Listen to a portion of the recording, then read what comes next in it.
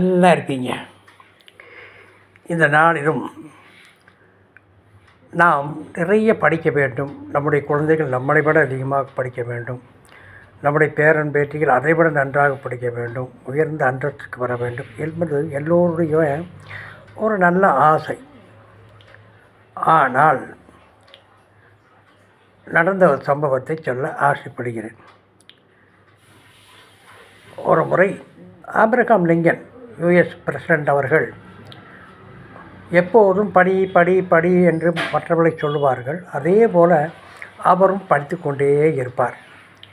அப்படி இருக்கையில் ஒருவருக்கு வந்து ஆபிரகாம் லிங்கன் கேட்டார், ஐயா, நீங்கள் படி படி என்று படிக்க சொல்கிறீர்கள், மேலும் நீங்களும் படித்து கொண்டே இருக்கிறீர்கள், பணத்தை சம்பாதிக்கவா படித்து கொண்டிருக்கிறீர்கள் என்று கேட்டபோது அவர் தாழ்மையோடு சொன்னார். என்ன சொன்னார் தெரியுமா?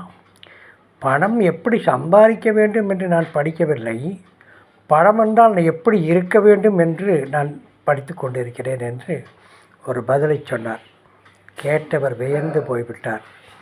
அதுபோலத்தான் பைபிள் பார்த்தீர்களானால் சாலமன் என்ற தாவீதுடைய மகனும் அப்படித்தான். அவன் ஞானம் வேண்டும் என்று கேட்டான், பணம் கேட்கவில்லை, பதவி கேட்கவில்லை. பதவி ஆட்டோமேட்டிக்காக அவனுக்கு வந்தது, தந்தை வழி பதவி வந்தது. ஆனால் அவன் ஆண்டவர்கள் கேட்டது ஒன்றே ஒன்று, எனக்கு பணம், இன்னும் பணம் வேண்டும், இன்னும் ராஜ்யங்கள் வேண்டும் என்று கேட்கவில்லை, எனக்கு இந்த ஜனங்களை நடத்த ஞானம் வேண்டும் என்று கேட்டான். அதுபோல் ஆண்டவர் ஞானத்தை மட்டுமல்ல ஐஸ்வர்யத்தையும் கொடுத்தார். அதுபோல் ஆபிரகாம் லிங்கனை போல் ஒரு பிரசிடெண்ட்டு அமெரிக்காவில் அப்படி ஒரு பிரசிடெண்ட்டை மக்கள் பார்க்கவில்லை. அவருடைய ஆட்சி காலம் பொற்காலமாக இருந்தது.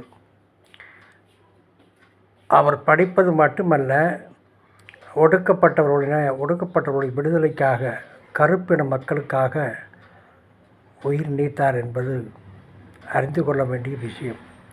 என்னை கேட்டுக்கொண்டிருக்கிற சகோதரனை சகோதரியை, படிப்பு வேணும், பணம் சம்பாதிக்கப்படல.